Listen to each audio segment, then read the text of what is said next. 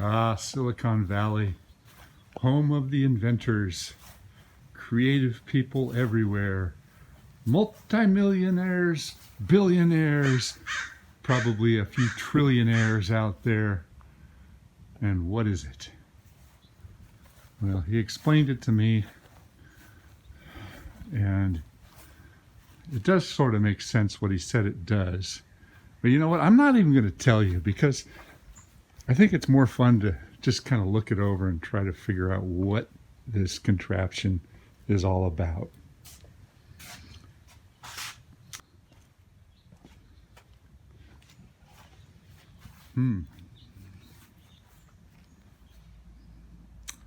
Okay then.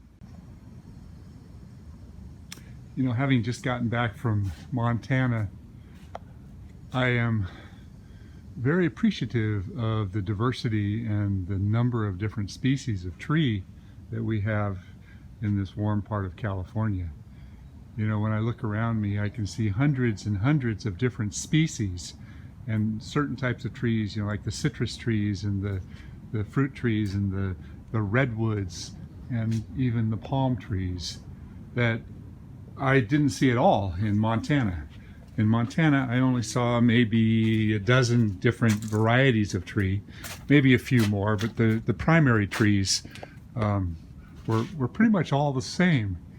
And as an arborist, I would be quite bored working out in Montana. No offense to you Montana arborists out there, but I really appreciate the diversity of the types of jobs that I get asked to look at. You know, I'm showing a whole bunch of different types of trees around here, and I'm sure a lot of you, Northern California or Northern United States arborists may not be aware of what species they are. So, to today's topic. What the hell am I going to do with this monster? The client's not here yet. I've got an appointment to meet her at 10 o'clock. I'm a few minutes early, so I'm looking at this. I talked with the neighbor, very tight spot. I'm almost afraid that they're going to ask me to remove this. Wall of glass, 2 buildings, fence, small shed on the other side. It would be a crane job for sure, but the thing about some of these trees is this is a date palm, and you have to understand what happens in date palms. You get all forms of different vermin. You've got spiders, you've got rats, you've got squirrels, you've got, yellow jacket nests, you've got, just horrible crap, not to mention the spines on this tree, the dirt in this tree. Some jobs, you just, on a scale of 1 to 10, this is like a 10 on the ugly scale. I went around the corner and I had to pull over because I saw this grouping of the Canary Island date palms planted in concrete enclosures, and you saw the size of that last trunk. These are baby trees. They're barely getting started. And one of the reasons I wanted to stop was to point out these spines here. These things are so sharp, and as they get older and older, they get much more solid, much more rigid.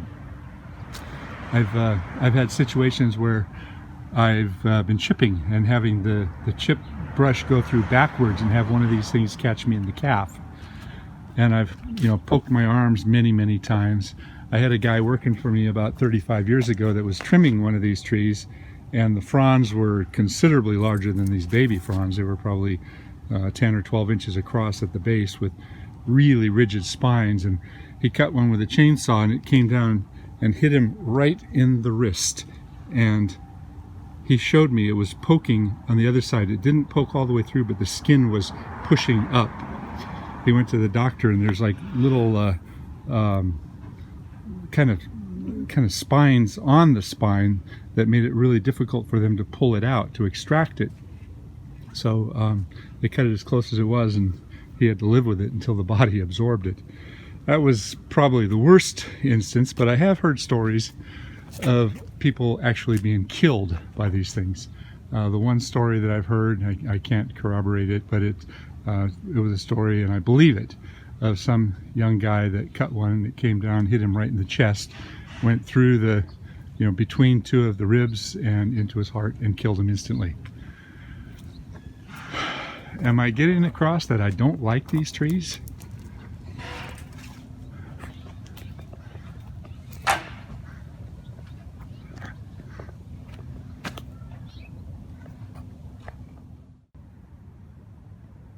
So what are my recommendations? Well, clearly it's all over both roofs. It's all over the chimney over here. And it can certainly be pruned up. You can take off a good percentage of the lower foliage and give it more of an upright V shape on all the foliage. But a date palm is a lot more than just cutting off the fronds. You can do that, but if you want to go one step further and really do it right, you've got to trim the trunk as well. This tree has never had any good sculpting of the trunk done. And I talk about date palms from time to time, and there's a lot of people that do them wrong. This one, they started out and they just kept tapering up and up and up, and there is no pronounced ball, or some people call it a pineapple. There's no nice shape to it. So I would recommend that if they're going to keep this tree, is to start at the bottom and go round and round and round and re-sculpt the trunk all the way up to the top, and leave the last 4 feet of this as a ball. And in my travels today, I also encountered this Canary Island date palm, which has been pruned very, very poorly. The ball has been permanently destroyed.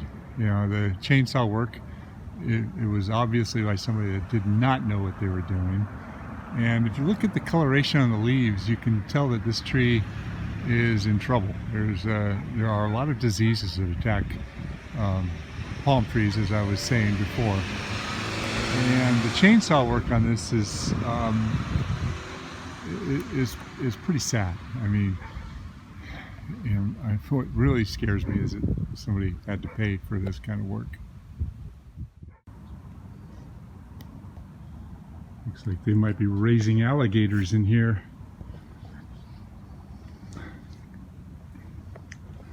So, date palm. If you look at it from this perspective, you can see a little bit better.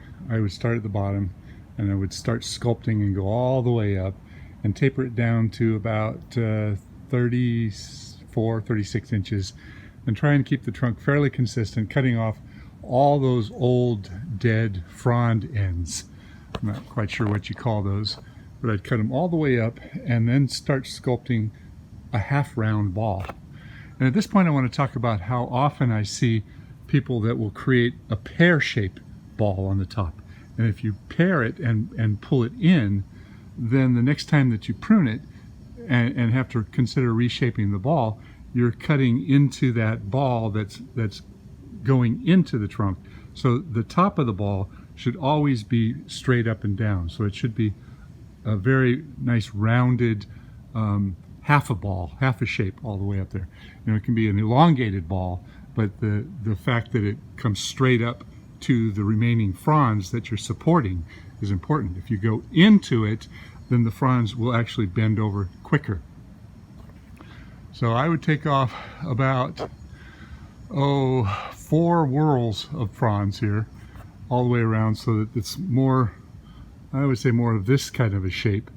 And eventually they do fall down. A lot of times people will over prune these trees and just leave just a top notch of fronds, and that can have some long-term detrimental effects, because the loss of foliage of the tree, it would hamper the health of the tree in a lot of ways. And there are a lot of palm tree diseases that I don't want to go into, but we have to be very, very careful when we prune palm trees. So I've got an appointment for 10 o'clock. It's after 10 o'clock. What am I going to do? You know what? I don't want this job. I'm running away. I'm leaving. If she's not here, or he's not here, I'm done. I'm out of here. All right, I told you I'd tell you what this is.